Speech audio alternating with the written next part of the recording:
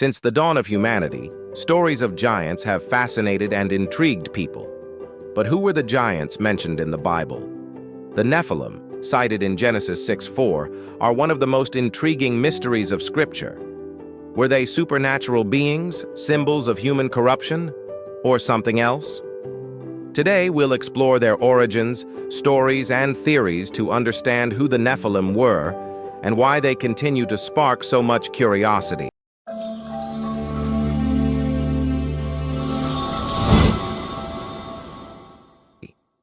The Nephilim are mentioned in Genesis 6:4.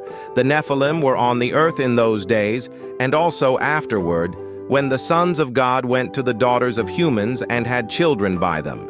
They were the heroes of old, men of renown. The word Nephilim comes from the Hebrew Nephil, meaning fallen or cast down. Many believe they were descendants of the union between the sons of God, possibly fallen angels, and human women. Other interpretations suggest that the sons of God were from the lineage of Seth, while the daughters of humans were from Cain's lineage. Regardless of the interpretation, the Nephilim are described as giants, men of great strength and renown, enigmatic figures who left a mark on history. Beyond Genesis, the Nephilim appear again in Numbers 13:33, when spies sent to the land of Canaan report seeing giants. They say, "We saw the Nephilim there. The descendants of Anak come from the Nephilim. We seemed like grasshoppers in our own eyes, and we looked the same to them."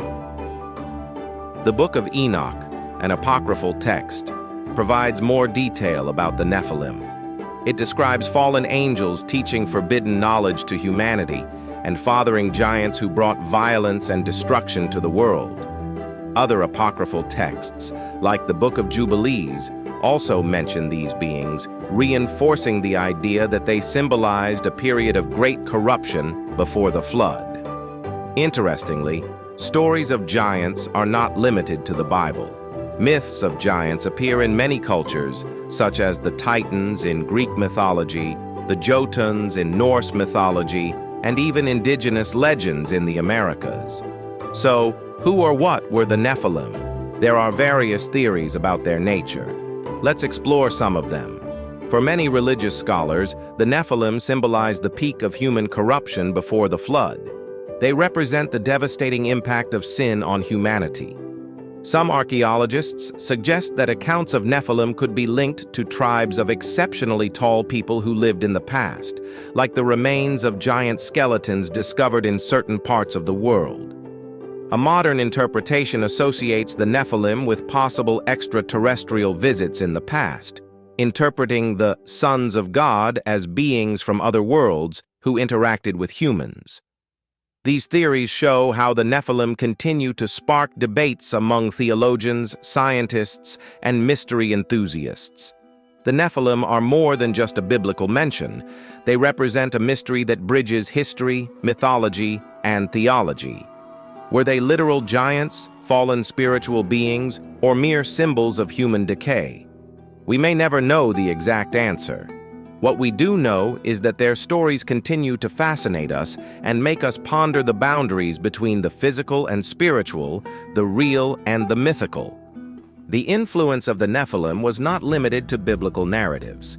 Some scholars argue that the presence of these giants could be connected to ancient monumental structures, such as pyramids, megalithic temples, and other constructions that defy the technology available in their times.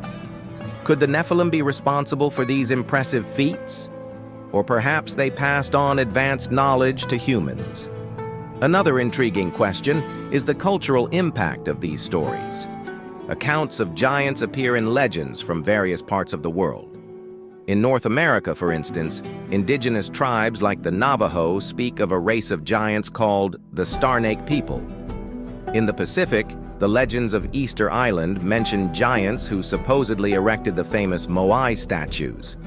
Could these stories have a connection to the Nephilim, or are they merely cultural coincidences? Now let's return to the Bible.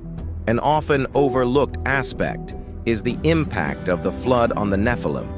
The text suggests they were destroyed by the Great Deluge, but the phrase in Genesis 6:4, and also afterward, indicates they might have survived or returned after the event.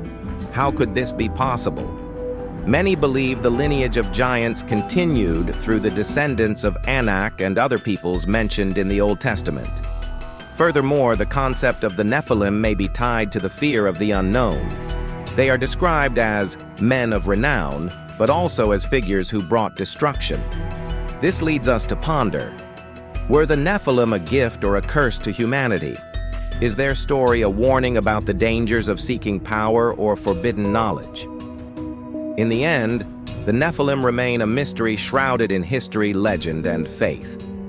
What we know is that their stories make us question not only our past, but also what it means to be human.